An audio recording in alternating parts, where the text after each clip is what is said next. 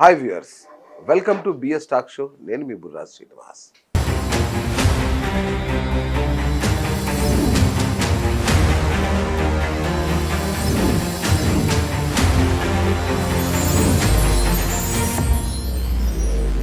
టాలీవుడ్ను శాపం వెంటాడుతుందా అనిపిస్తుంది. వరుస ఘటనలతో టాలీవుడ్ అట్టుడికిపోతుంది. ఒకవైపు మోహన్ బాబ్ ఇష్యూ నడుస్తుండగానే తాజాగా అల్లు అర్జున్ అరెస్ట్ వార్త టాలీవుడ్లో సంచలనం సృష్టిస్తోంది. మరి మొన్న 4వ తేదీ నాడు సంధ్యా థియేటర్లో జరిగిన ప్రీమియర్ షో తొక్కిసలాటలో ఒక మహిళ చనిపోతే ఆమె కొడుకు తీవ్రంగా గాయపడి ఇప్పటికీ అపస్మారక స్థితిలో ఉన్న నేపథ్యంలో అల్లు అర్జున్ అరెస్ట్ అనేది ఇప్పుడు చర్చనీయాంశంగా మారింది. మరి అల్లు అర్జున్ అరెస్ట్ అనేది దాని వెనుక ఎవరున్నారు, అసలు ఆ సంఘటన అంటే అల్లు అర్జున్ అరెస్ట్ను సమర్థిస్తున్నారా లేదా తెలుసుకుందాం. మనతో పాటు సీనియర్ అనలిస్ట్ కృష్ణకుమార్ గారు ఉన్నారు. నమస్తే మేడం. నమస్తే. సో చూశారు కదా మేడం, అల్లు అర్జున్ అరెస్ట్ అనేది నేనైతే నమ్మలేకపోతున్నాను. అంటే పెద్ద పెద్ద వాళ్ళు అంత ఈజీగా అరెస్ట్ అవ్వరు కదా, ఏంటి అంత ఈజీగా అరెస్ట్ అయిపోయారు అల్లు అర్జున్? కొన్నిసార్లు అలా జరుగుతుంటుందండి, జరగాలి కూడా. ఇప్పుడు అరెస్ట్ చెయ్యాలా వద్దా అనే ఒక మీమాంస కూడా బహుశా వెంటాడి ఉంటుంది వాళ్ళను కూడా. ఓకే. అయితే ఆయన హైకోర్టుని ఆశ్రయించడం జరిగింది. జరిగితే హైకోర్టుకి ఏం చెప్పారంటే, నేను థియేటర్ వాళ్ళకి ఇన్ఫామ్ చేశానండి అని చెప్పాడు. చెప్తే మరి బాధ్యత అంతా థియేటర్ది కదా, ఈ కేసు నుంచి ఈయన మినహాయింపబడతాడు కావచ్చు, క్వాష్కి వెళ్తే క్వాష్ అయిపోతుంది అని అనుకున్నా నేను. కానీ మరి చట్టం మనకు ఒక కోణమే తెలుసు, చట్టానికి చాలా కోణాలు తెలుసు కదా. మరి చట్టం ఏం ఆలోచించిందో అరెస్ట్ చేయాల్సిందే అని చెప్పింది. ఇంకొకటి మేడం, అల్లు అర్జున్ స్పందన కూడా ఆలస్యంగా స్పందించారు, గుర్తుందా మీకు? అవును. జరిగిన తర్వాత చాలా అంటే ఒక రోజు తర్వాత 24 hours తర్వాత ఏదో స్పందించాడు ఆయన. అవును. సో అంటే ఒక రకంగా ఈ సినిమా అనుకుంటున్నప్పటి నుంచి దాదాపు 3 సంవత్సరాలు పట్టింది సినిమా. అయితే సుకుమార్ ప్రాజెక్ట్ అట్లాగే ఉంటాయి, చెక్కి చేస్తారు ఆయన. కానీ అవుట్కమ్ బాగా వస్తుంది, అది వేరే విషయం. అయితే ఇక చేసి ఉన్నారు. ఈ మధ్యలో గత 7 నెలల నుంచి అల్లు అర్జున్ మీద తీవ్రమైన వ్యతిరేకతని తీసుకురావటానికి శతవిధాల మెగా ఫ్యామిలీ బాగా పనిచేసిందనే చెప్పొచ్చు. ఎక్కడో నాలాంటి వాళ్ళు తప్పితే అల్లు అర్జున్కి ఆ మాత్రం స్వేచ్ఛా స్వాతంత్ర్యం ఉండదా, అతనికి ఒక మనసు ఉండదా, అతనికి ఒక ఎంపిక ఉండదా, మేనత్త భర్త తమ్ముడికి సపోర్ట్ చేయాల్సిన అవసరం ఏంటి?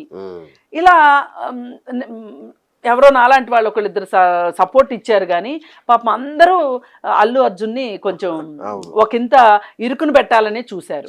ఈ ప్రాసెస్లో మన నాగబాబు గారి ట్వీట్లు కావచ్చు, పవన్ కళ్యాణ్ గారి ట్వీట్లు కావచ్చు, అలాగే వాళ్ళ అభిమానుల్ని ఎవరైతే ఉంటారో వాళ్ళ అభిమాన సంఘాల వాళ్ళని ఎక్కడా నిద్రపోనివ్వకోకుండా వాళ్ళు ఎప్పుడు బుస్సుమని బుసగొట్టేలాగానే వాళ్ళిద్దరూ ట్రై చేశారు బాగా. వాళ్ళు మేము ఆడనివ్వము, బ్యాన్ చేస్తాము, మేము చూడొద్దు, ఇలా రకరకాలుగా చేస్తే ఒక రకంగా అల్లు అర్జున్ కూడా ఒకానొక సందర్భం వచ్చేసరికి ఒకంత భయాందోళనకు కూడా గురైనట్లు ఒక స్ట్రెస్ లెవెల్స్లోకి వెళ్ళిపోయాడు. కానీ పైకి బింకంగా ఉన్నప్పటికీ ఒక స్ట్రెస్ లెవెల్స్ అయితే వచ్చేసినాయి. అయితే మరి అదే సందర్భంలో సినిమానేమో విపరీతమైన భారీ అంచనాలతో ముందుకెళ్తుంది, బాగా బిజినెస్ అయ్యింది. మరి ఇంత బిజినెస్ అయ్యింది, నన్ను నమ్మి ఇంతమంది బయ్యర్లు కొన్నారు, మరి థియేటర్కి జనాలు రాకపోతే ఏంటి పరిస్థితి అనే ఒక భయం అయితే అతన్ని వెంటాడింది.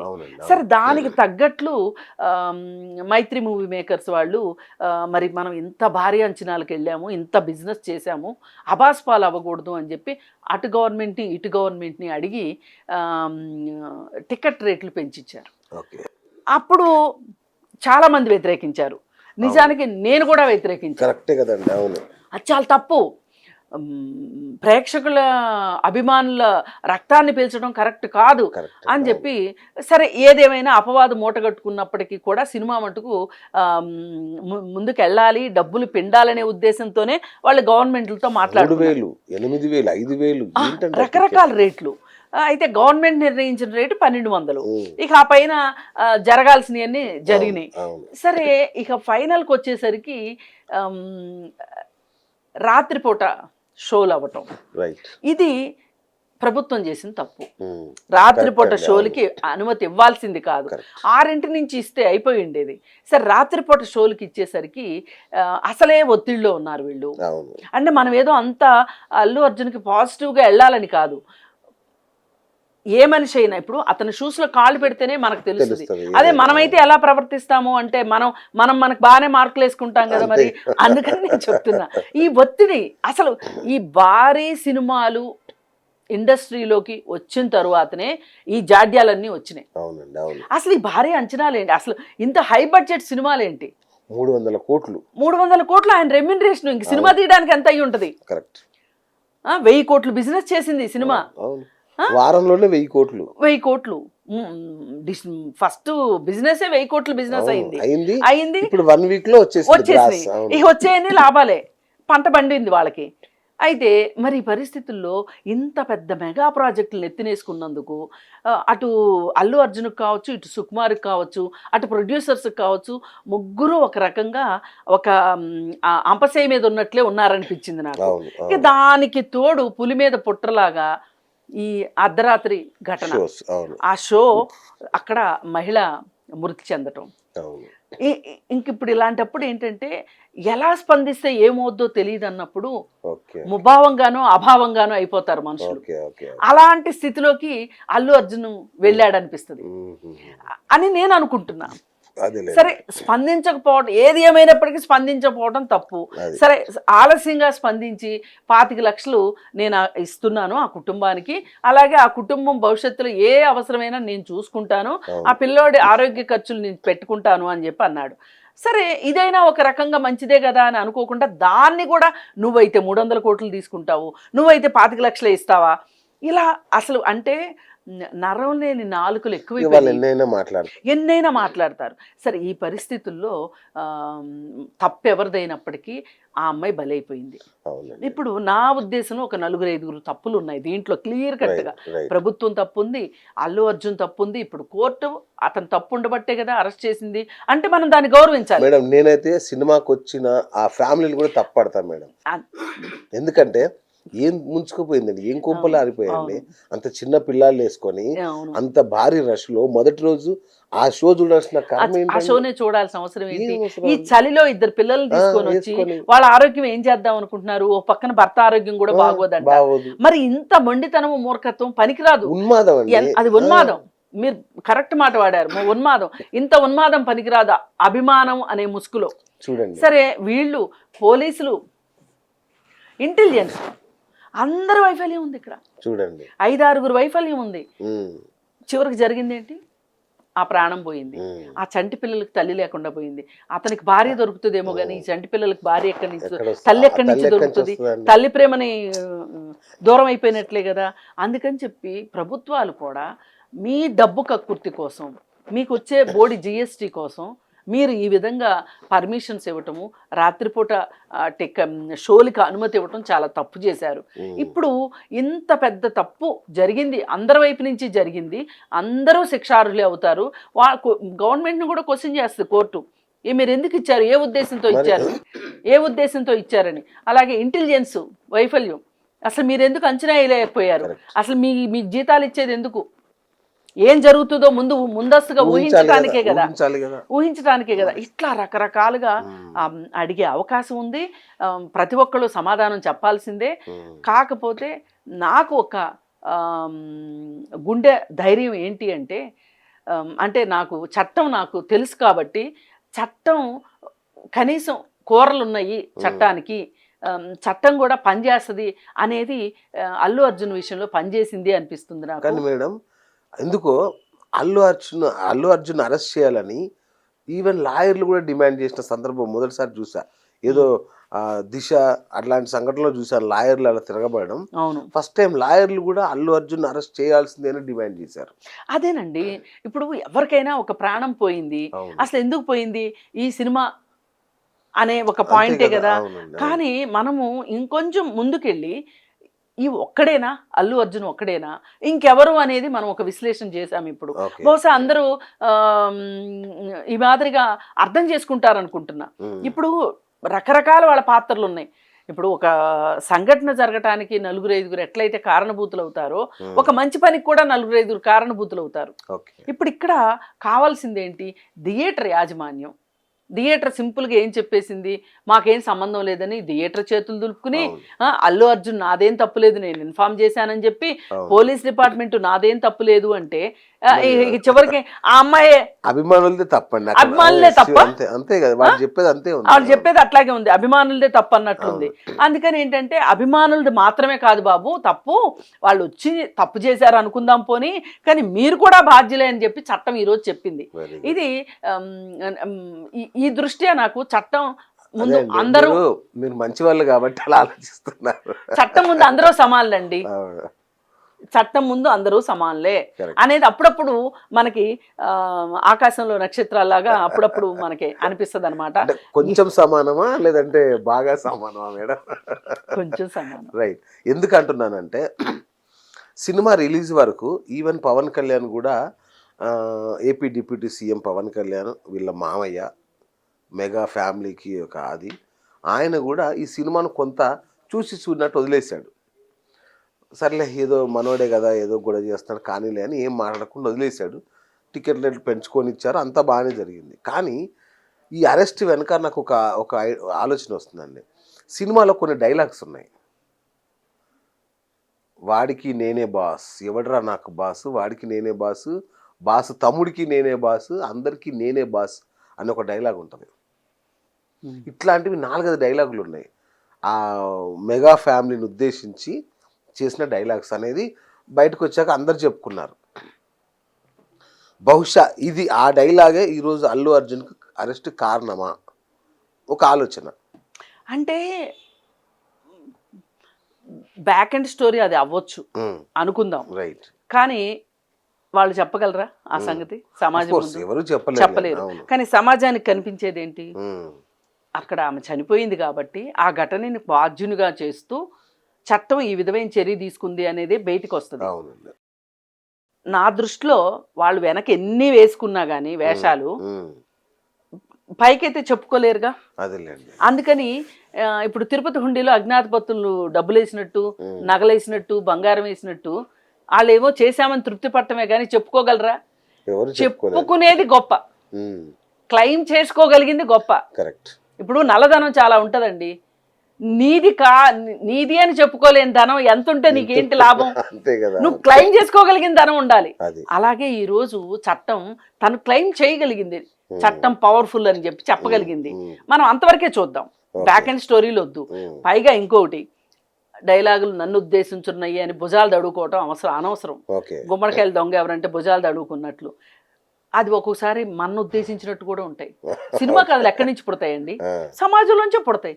మనం అందరం సమాజంలో ఉన్నాం, ఏదో ఒక డైలాగ్ మనకు కూడా తగిలినట్టు ఉంటది. కానీ వాళ్ళకి తెలుసా? అంటే మేడం, ఇండస్ట్రీకి బాస్ అంటే చిరంజీవి, బాస్ని మించిన బాస్ లేడు. కానీ బాస్ని మించిన బాస్ తమ్ముడికి నేనే బాస్ అనేది మాత్రం కొంచెం అంటే ఒకటండి. వాళ్ళు బాస్ అనుకున్నా తప్పే, వాళ్ళకి నేనే బాస్ అని ఇతను అనుకుంటే అంత తలకి పొగరెక్కితే గనక అది ఎప్పటికైనా దిగి తీరవలసిందే. కాలం టెంపర్ సినిమాలో ఒక డైలాగ్ నాకు బాగా నచ్చింది, జూనియర్ ఎన్టీఆర్ డైలాగ్. కాలం చాలా పవర్ఫుల్, అందరు దోలా తీర్చేస్తారు. అందుకని ఏం అక్కర్లా, కొంచెం ముందు వెనక అంతే. నిజంగా నువ్వు చేసే తప్పు అయితే ఏదో ఒక రోజు నీ ప్రాణం ఉన్నప్పుడైనా, నీ ప్రాణం పోయిన తర్వాత అయినా ఏది బయటపడకుండా రాజకోట రహస్యాలు అయితే ఏమీ ఉండవు. అందుకని చెప్పి ఎవరంతా అంత తల పొగరు ఎక్కించుకుంటే వాళ్ళంత తొందరగా దిగుతారు. కర్మ అనుసరిస్తుంది కదండి, కర్మ ఫాలోస్ అంటారు కదా. నేను పెద్ద కర్మ సిద్ధాంతాన్ని నమ్మను, కానీ కర్మ సిద్ధాంతం కాకపోయినా మన యాటిట్యూడే కర్మ అండి. అంతే కదా, కరెక్ట్. మనము దేవుడు కర్మ ఇవన్నీ పెద్ద మాటలు మాట్లాడుకోకర్లా, మన యాటిట్యూడే మన ఎక్కడికైనా తీసుకెళ్తుంది, మన యాటిట్యూడే మన ఎక్కడికైనా పడేస్తుంది. పాతాళంలోకి తొక్కగలదు, ఆకాశంలోకి తీసుకెళ్ళగలదు. ఏ యాటిట్యూడ్ మనకు అవసరం అనేది మనం తేల్చుకోవాలి. మేడం, ఈ దెబ్బతో ఇక అల్లు ఫ్యామిలీ మెగా ఫ్యామిలీ పూర్తి స్థాయిలో విడిపోయినట్టే అనుకోవచ్చా? అలా అనుకోవటానికి లేదు. రాజకీయాల్లో కావచ్చు, సినిమాల్లో కావచ్చు, శాశ్వత మిత్రులు శాశ్వత శత్రువులు ఉండరు.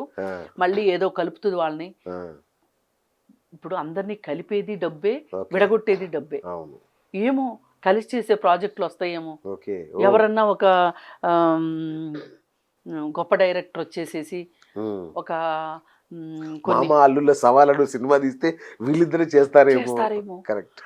అదొక మెగా బడ్జెట్ సినిమా అనుకోండి, అల్లు మెగా బడ్జెట్ అని పెట్టుకున్నారనుకోండి, బాగుంది ఇది. ఎందుకు చేయరు? అవును. డబ్బు ఎవరికి చేదండి, ఫేమ్ ఎవరికి చేదు? అవును. ఇంతకంటే కొట్టుకున్న వాళ్ళే కలిసిన వాళ్ళు బోల్డ్ మంది ఉన్నారు. ఓకే. అందుకని మనం అసలు నా దృష్టిలో ఏమనిపిస్తుంటుందంటే, సమాజానికి హితం కాంది, సమాజానికి అవసరం లేనిది అసలు మాట్లాడుకోవడం కూడా వేస్ట్ ఏమో. వాళ్ళకి మనకి చాలా దూరం ఉందండి. అవును. మనం దగ్గరగా ఫీల్ అవుతాం కానీ వాళ్ళ దగ్గరగా వాళ్ళు ఫీల్ కారు. అవును. ఇప్పుడు సింపుల్గా ఒక మాట, మీ ఇంటికి మా ఇల్లు ఎంత దూరం, మా ఇంటికి మీ ఇల్లు అంతే దూరం. అంతే. అదే డిస్టెన్స్ మెయింటైన్ చేస్తాం, మన పని మనం చేసుకుంటా ఉండున్నట్లయితే వెర్రే అభిమానం, పిచ్చి అభిమానం, మీరు అన్నట్లు ఆ అభిమానం లేకుండా ఉన్మాదం లేకపోతే Correct. ఆమె బతికేదేగా. రేవతి ఒక కుటుంబం ఎంత చిన్నభిన్నం అయిపోయిందండి. అవును. చాలా బాధాకరం. సో ఒక రకంగా అల్లు అర్జున్ అరెస్ట్ అనేది చాలా మార్పుల కారణం అవుదేమో చాలా మందికి ఇది ఒక కనువిప్పు అవుతుంది. సంస్కరణలు కూడా తీసుకురావాలండి. సంస్కరణ కూడా తీసుకొస్తుంది. ఇప్పుడు ప్రభుత్వం కూడా ఆలోచిస్తుంది, అరే మనం తప్పు నిర్ణయం తీసుకున్నామే అని. అలాగే పోలీసులకు కూడా ఒళ్ళు దగ్గర ఉంటుంది. ఎంత సంస్కారం జరిగింది అనుకున్నా పోలీస్ డిపార్ట్మెంట్ మటుకు సంస్కరించబడట్లేదండి. అవును. ఇక అది అవదిలేండి, డబ్బున్నోళ్ళ చేతిలో అది తప్పదు. ఇంకా అధికారం డబ్బు చేతిలో మీరు పోలీస్ డిపార్ట్మెంట్ని సంస్కరించాలనుకుంటే మీరు ఒకే ఒక్క పని చేయాలి మేడం. న్యాయ వ్యవస్థను ఎట్లాగైతే స్వతంత్ర వ్యవస్థగా చేశారో అలాగే పోలీస్ వ్యవస్థను కూడా న్యాయ వ్యవస్థ స్వతంత్రంగా ఉందని మీరు నమ్ముతున్నారా? ఎంతో కొంత. ఆ మాత్రం పోలీస్ వ్యవస్థ కూడా స్వతంత్రంగానే వ్యవహరిస్తుంది. లేదండి అమ్మ, మీరు ఎలా ఇప్పుడు బాడీ వేర్ కెమెరాలు వచ్చినాయి. అలా అనుంటే ఈ రోజు అల్లు అర్జున్ అరెస్ట్ అయ్యేవాడే కాదు.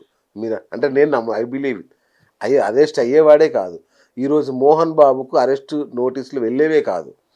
ఆయన వైసీపీ మద్దతుదారుడు మోహన్ బాబు కాబట్టి ఈరోజు అరెస్టుకు ఆయనకి తాకీదులు వెళ్ళినాయి. వైఎస్ఆర్సీపీ మద్దతుదారుడు కాబట్టి అల్లు అర్జున్ ఇవాళ అరెస్ట్ అయ్యాడు అనేది నా ఫీలింగ్. సో మీరేమంటారో నాకు తెలియదు, బట్ అది విషయం. అంటే నేనైతే 100% నేను ఏకీభవించనండి. ఇప్పుడు న్యాయ వ్యవస్థ స్వతంత్రంగా ఉందని మీరు అంటున్నారు కదా, మరి స్వతంత్రంగా ఉంటే వీళ్ళందరి అభిప్రాయాలు ఎందుకు తీసుకుంటుంది? వీళ్ళందరి ఎఫెక్ట్స్ ఎందుకు పడతాయి? అంటే మేడం ఇప్పుడు అంటే ఉదాహరణకి వంట ఎగ్జాంపుల్ చెప్తాను. నేను చికెన్ తీసుకొస్తే మీరు చికెన్ వండుతారు. నేను మంచి చక్కటి తోటకూర తీసుకొస్తే తోటకూర పప్పు వేస్తారు మీరు. అంతేగా. అంటే మీరు జడ్జి, నేను పోలీస్. నేను ఏది ఇస్తే అదే మీరు చెప్పగలరు తప్ప మీరు అంతకు మించి ఏం చేయలేరు మీరు. సో న్యాయ వ్యవస్థ వీళ్ళు ఏది చెప్తే అది మాత్రం. అంటే న్యాయ వ్యవస్థ ఇంకేం ఇండిపెండెంట్గా చేయడానికి ఏం లేదు కదా మేడం. మీరు పోలీసులు ఏం ప్రొజెక్ట్ చేస్తారో అదే పద్ధతిలో వెళ్ళాలి తప్ప దానికి ఏం చేయడానికి లేదు.